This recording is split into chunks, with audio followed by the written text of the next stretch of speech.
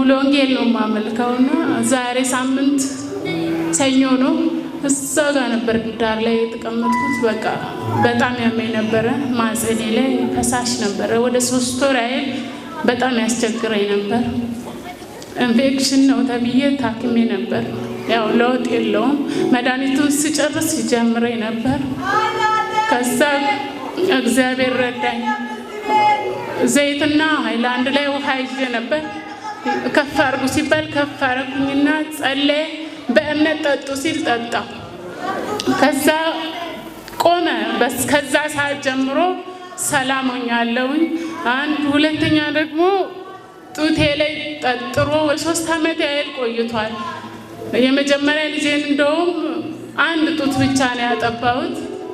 ሁለተኛ ልጄንም እንደዛው ነው።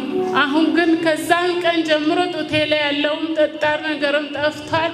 ደረቴም ሰላም ነው።